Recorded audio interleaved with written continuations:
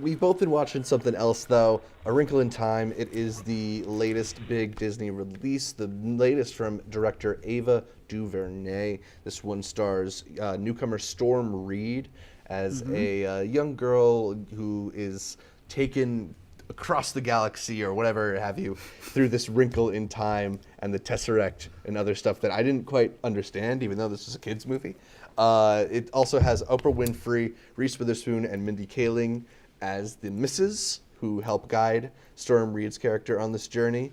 And as we were talking about a little bit earlier on your Patreon after show, Yep. Asa Butterfield Jr. Asa Butterfield Jr. Who would have known? Ender's Game did not end. Yeah. He just went back in time and came out as this kid. Weirdest thing. And then a 6-year-old who No, that kid was 45 years old. is the villain of the movie. That kid is 45 years old. I don't care what anyone tells me. That man has 2 master's degrees. That kid was more adult. That kid was more adult than any adult in the movie.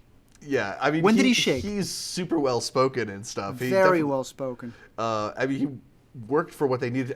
We're gonna get into some spoilery details here because later on, but yeah, it's a children's movie and there's not really a whole lot you can spoil. The book's been especially out. when it's. I was about to say that book's been out. Yeah, so it's not a whole lot to Initial ruin thoughts here. So I'll say this: I have been a fan of Ava DuVernay. I'm not someone who stands for her necessarily, but I thought both 13th and Selma are really solid and somewhat underrated films. So I was excited to see her take on a bigger scale. 100 mil, first African American woman to get 100 mil. And you guys know I'm not all up on those statistics. I'm trying to make something big, but when there's only been 4 women, Yeah, this is the first time one of them is black. Sort of like, yeah. I mean, hey, I'm not one to make a big deal over something. there's times where there's the ESPN first time ever statistics where it's first time ever where somebody did this for 8 minutes in the third quarter. This is the first at bat after taking a poop 20 minutes prior. While But chewing this is bubble. a legitimate first. You know, This a is first like a time a pretty black big woman deal. got this kind of budget is actually a big deal. Right, and I hope that it gets to a point where it ain't a big deal. Exactly. So I think, talking in terms of the budget, I think she handled the production design aspects of it really admirably. I thought this was a beautiful looking movie, from its costumes to its sets to the ways that it kind of had these the color palette I really enjoyed too. Yeah. Just about everything else didn't really work that well for me here. Right. All right. So I think it's the indie effect. What we've talked about, where you get that indie director who's got that space and then goes on to something bigger, and very few can handle it. Now, I cannot blame her because it is based off source material, right? Although it is source material that she apparently pitched Disney on her vision of. Well, that's fair, but I see it the same with Ryan Coogler in Black Panther. Right, And obviously, I right. like Black Panther more. Different genre, but still a better film in my opinion. Yeah. In Black Panther, I feel the best parts of Black Panther, we've said it, wasn't Black Panther. It's not the action. It's not any of that stuff. It's whenever he had those intimate moments of dialogue, especially with Killmonger. It's those moments where you could feel like, oh, this ain't just personal. This literally is personal. They talk about Oakland right now where he was raised. I feel like the most intimate parts are whenever she had the girl. And I call it not Arya, Sansa, the Sansa effect. Mm-hmm. You know, like Sansa in Game of Thrones. Right. In the book, it's all internal stuff that she's going through. So when you're reading it, right, that medium works better of being able to understand the mindset of what she's going through. And then when you see Sansa in the show, the joke was for the first couple of seasons, she's so boring. Mm-hmm. But that's because everything's happening internally. Right. That's this character. Yeah. Everything happens internally for her. And there were moments where it came out, that moment about are you ready to find your dad? Yeah, but what if I find him and he don't? I was like, that honestly, look, I didn't like this movie, but I'm going to give credit when credit's due. When she hit him with that line, what if she doesn't want to find me? I was like,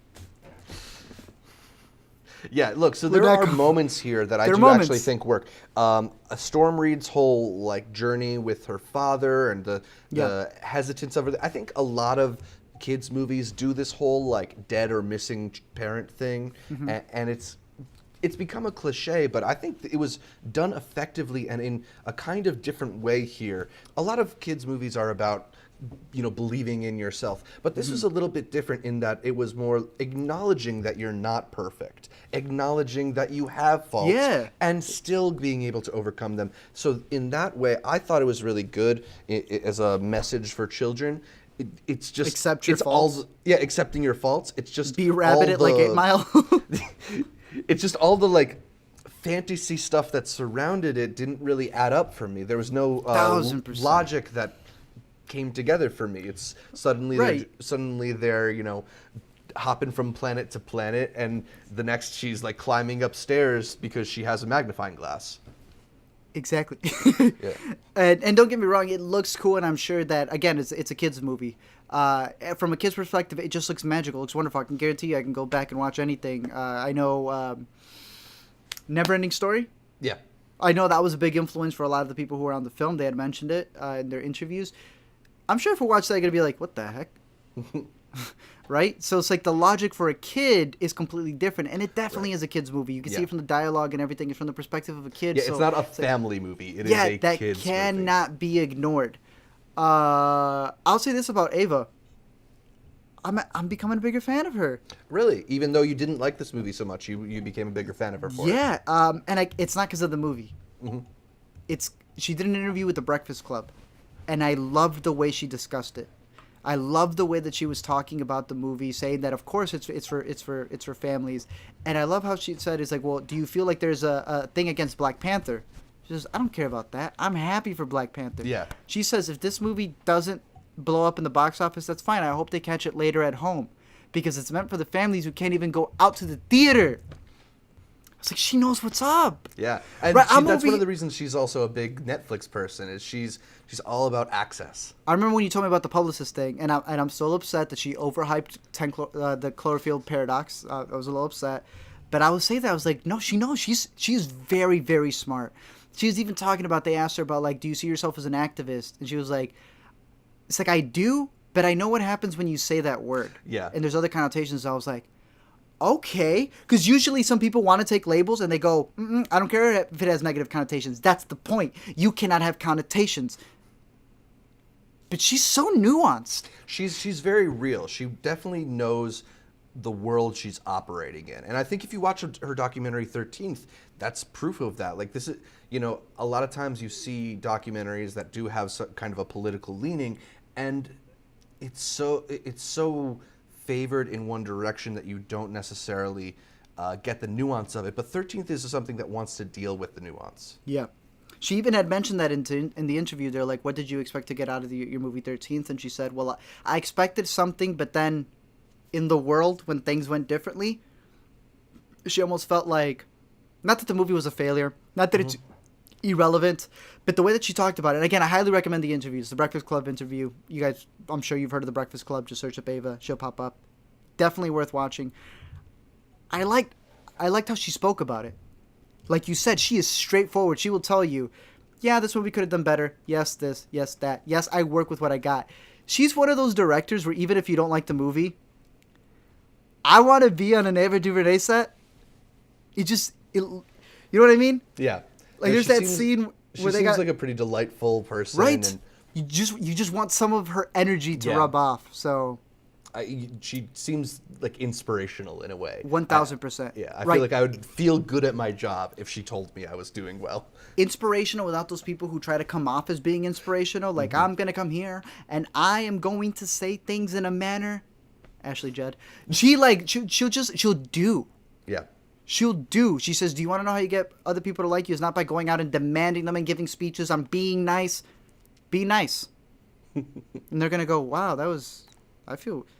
And then they're nice. And then they're nice to other people. And that's how I feel she is. I think she's a really cool person. In terms of the movie, again, still looking at it, kids movie, but I still think that doesn't give it reasons for a lot of the logic that it doesn't build up on. Because when we say kids to family movies, I wish it leaned more on the family side.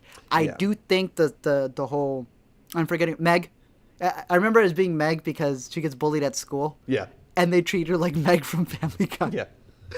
I feel like if they would have really focused more on that story, and like you said, it's all of the outside elements, the fantastical parts, that it's sort of like, Whatever. Who cares? Yeah, I don't yeah. need to see Yada, yada, Reese yada. Witherspoon turn into this flying green Pokemon. I do not care about that. The moments where they have that little girl like really contemplating, did my dad leave me because of me? The moments where they had that little boy, even though he was a little over the top sometimes, like dealing with his adoption stuff and other people talking bad. It's whenever they had the nuanced points that weren't so in your face of like, be good and everything will be great. Where I'm like, Yeah, this might be one. If you're a parent, you might want to put it on and leave the room and let your kids enjoy it on their own. Because it's good. It's got a great message. yeah, it's got a great message. There's nothing really you got to worry about here. I do think some kids might be a little bored. There's not like a lot of humor in this one, but it's pretty colors. I like the colors. But definitely, like they've said, it's about having representation for a black girl.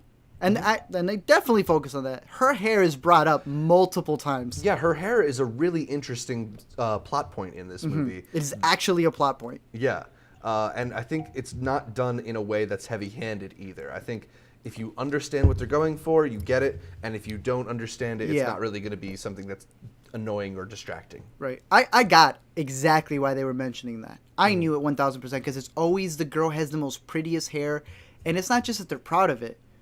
They treat that hair, Rapunzel treats that hair like it makes her better than everybody else, right? And that's what the norm is. Her hair means she's better than you. So I thought it was good to have that perspective in the movie, even though they deliver it with the cringiest kid in the world. Asa Butterfield Jr. that we were talking about. This kid might as well have just drooled. Might as well just walked around with a bucket for this kid. Yeah, he was a little bit of like Manic Pixie Dream Boy. Holy smoke. I love... And 1,000%. I also love the like attempt at character development with him. Like, I'm gonna go talk to my dad. The now. dad? Stop, kid. Remember what? There's no character development when the first line that he gets is, "Why are you here?" I don't know. Something told me to be here, and I am. Am I wrong? Yeah. No, he's. That's why I thought he was possessed. Yeah. I thought he was possessed. Did you like that little kid? I wish I had his name. I'm gonna look it up real quick. You got an AARP card. You ain't a little kid. Yeah. Old Man Baby. Did you like Old Man Baby? Like, I think he's adorable and cute for what he was going for. I think he's a theater kid more than a movie kid. Yeah. Make sense? Yeah. There's Very like, expressive. Too expressive for a movie. and also so good at enunciating in a way that's like, are you real? Deric McCabe, for what it's worth, is the child's name. I mean, like, I think that it was kind of interesting to also give a child the role of a villain in a children's movie. Okay, so here's what I was confused about. He wasn't actually the bad guy. He gets possessed. Yes. But do not get me wrong. I wrote in my notes, WTF, he's the bad guy? Yeah. I will say this. If he ended up being the bad guy, I'm recommending this movie. I'm not kidding. That would be a lot cooler. That would be a lot cooler. That last cop-out when it turns out that he's actually being possessed, I was like, oh, what the heck? I felt that they didn't go that way because he's adopted in the movie. Yeah. And the movie The Orphan already has like established in some people's minds to never adopt a kid ever again. So Disney can't do something like that. Might not be the best Disney. Might not be the best thing. Ava DuVernay positive message. But tell me that wouldn't be. That would have been some dope stuff. Oh yeah, it would have been dope, and the movie would have probably been like R-rated and and done by Werner RPG. Herzog or something.